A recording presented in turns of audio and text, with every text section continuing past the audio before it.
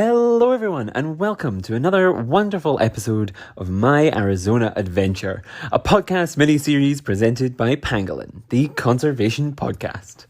I'm your host, Jack Baker, and thank you for joining me once again as I explore the magical, the wonderful, the beautiful, the incredible, the fantastic, amazing, wonderful, beautiful, fantastic, I had to say it twice, state of Arizona here in the US of A. Today, we are talking all about a fabulous, amazing, wonderful bird walk that I went on this morning and some of the other nature I saw throughout the day as well.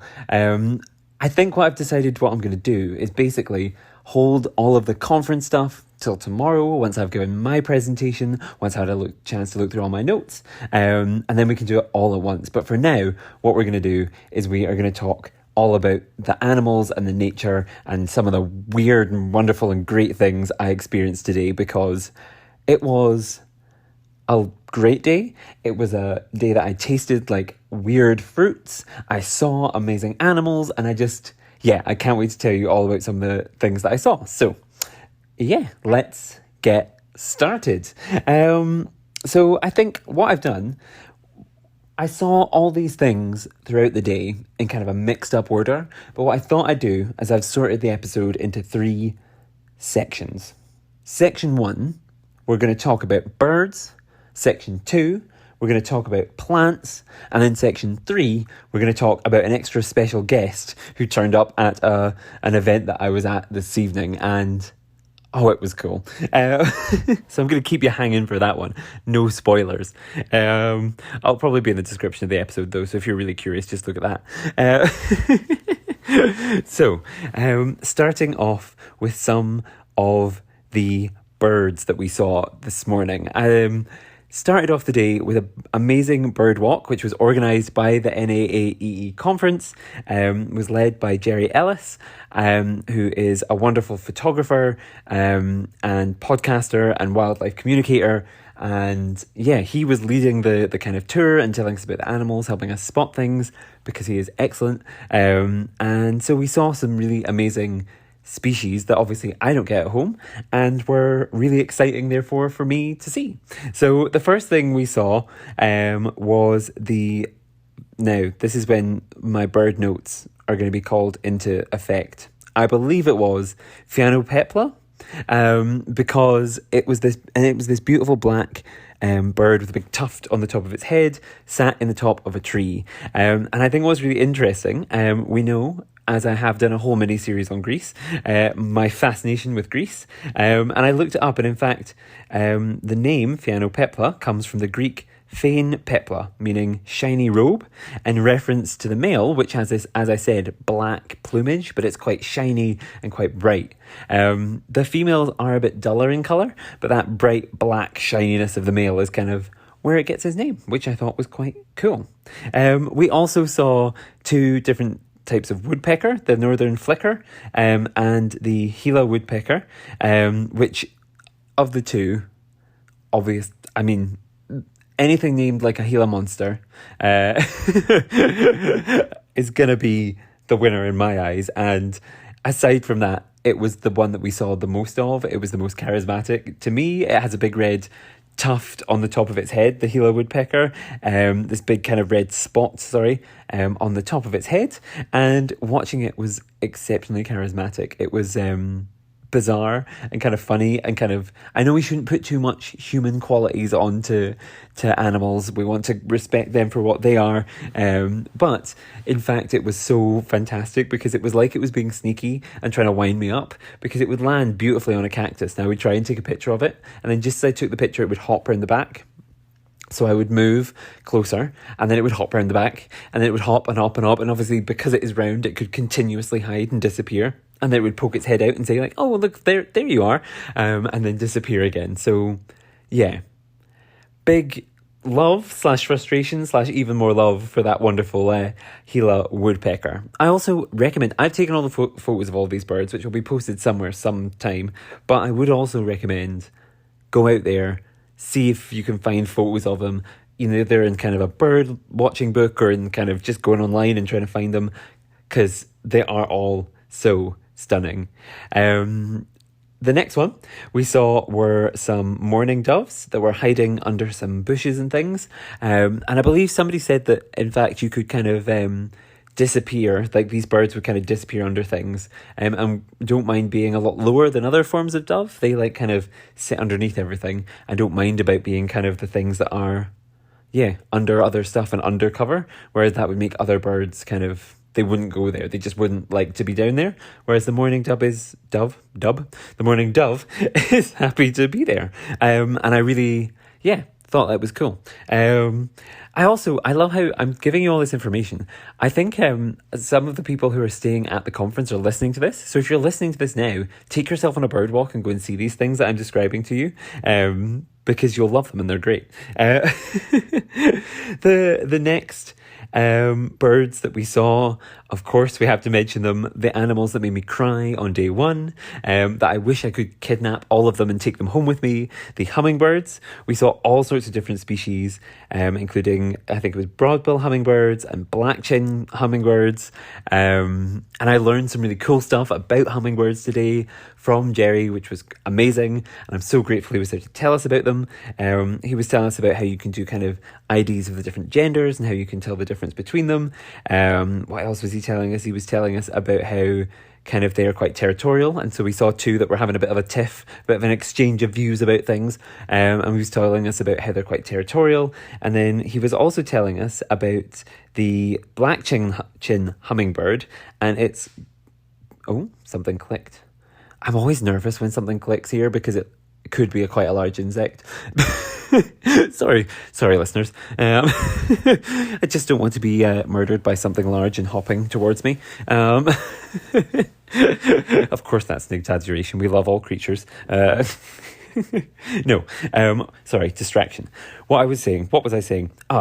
Hummingbirds. The black-chin hummingbird has a gorget, which is different to a lot of other hummingbirds. So the gorget is the shiny bit, basically, around the kind of head of the hummingbird. And what makes the black-chin hummingbird special is that kind of floofs and puffs out a little bit, which can help with identifying it as well, which I think is really cool, really special. I also learned the word gorget, which makes me feel like real fancy when I say it. So yeah, that was quite cool.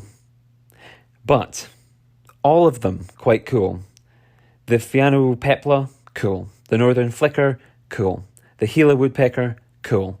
The mourning doves, cool. Hummingbirds, beautiful, amazing, fantastic. But nothing, absolutely nothing compares to the nickname of the yellow-rumped warbler, which is a small, beautiful, very quick, refuse-to-sit-still bird. And I'm closing out the bird section with this because I loved it so much. I had never heard this before, and I need all of you to know it, that the yellow-rumped warbler is nicknamed the butterbutt because, well, yellow-rumped kind of gives away why, and I just find butterbutt the most charming and charismatic thing. I love it. So, yeah, I have to mention it, and I thought that kind of cute little funny thing was a great way to finish out the bird section because, yeah, they're fantastic, and I think birds are something that often fade into the background because we see them everywhere we go. They see them in cities, we see them kind of in parks, we see them everywhere, whether they're seagulls or whether they're pigeons or whether they're whatever they are, we see them everywhere. And so to stop and have this guided walk was so fantastic to look at them and see everything that they do and everything that they kind of appreciate. I've just loved it. So I'm so grateful to Gerry if he's listening. Don't know if he is, but if he is listening, thank you so much for taking us round. It was fantastic. I loved it and it was brilliant. Now, the second person I have to thank is Ellen, who is part of the 30 Under 30 group, who is here. As I mentioned in one of the previous episodes, I was put on that kind of list of 30 Under 30 environmental educators. And Ellen was on that list maybe last year, I think. She's from Arizona, and she provided pretty much all of the content for the next section because she was really excellent. She was on the walk and she was helping point out all of the amazing plants. Perhaps the most important of which, and the most experiential and wonderful and fantastic thing, was some more stuff about something we've mentioned previously, the incredible, iconic saguaro cacti that are everywhere, all over everything. And yet I didn't have, even though I'd seen them everywhere, I didn't have a deep appreciation for them like I do now because of Ellen, and the way that she views them and the way she explains them and the passion she has for them, and the fact that she taught me how to hug them. So that might sound, listeners, you're probably like, what, why, who, what, why would you, no, why, ooh, gross, no, silly, bad. No, even though they're spiky, they are unlike other cacti because they don't have the kind of stuff on the thorns that will stick into your skin and cause irritation. They're sharp still, but you can hug them and you can touch them without getting that irritation. So as long as you're careful and you're gentle and you kind of hug carefully, you're able to hug these like you could hug any other tree, which it was so special and so magical, and I thought it was really, really cool. And I thought what was really special was because it made you feel connected to this place and to this land. And as kind of Ellen was explaining to us, kind of these saguaros have stood for hundreds and hundreds of years. They represent so much to local traditions. They are these magnificent, fantastic, iconic points of nature. And to get that close and to feel the kind of prickles on your skin, which were sore, yes, but only if you weren't careful. That sensation, if you just kind of press yourself against them and are gentle, is actually quite awakening. It's quite kind of tunes you into what's around you, and it's fantastic. So it was just really, really cool and really, really special, and I loved it, and I thought it was great as well. And I thought what was the other cool thing, I almost forgot, the other cool thing is when you get close to the saguaro, if you pluck like a little instrument, the little thorns, each of them makes a different noise, and it will make, you could almost play a tune on them, and it's like having your own little like mini hard guitar strings that stick out the way. You can pluck them and they make these different, so cool, and only possible really to hear if you get really close while you hug it. So another benefit to anyone who sees one, hug it, as long as you do it responsibly, don't cause any damage to any of the plants, but do it because it's fantastic. It was just great. We also, I almost forgot, we also saw the skeleton of an old saguaro that had fallen and died and rotted away, and the kind of inner bits were still there and woven together, and it was weird because it like was not quite wooden, was not quite bones, was this kind of weird middle point, and it was just, as I say, and as I've said so many times throughout the episode, so cool. What else did we see?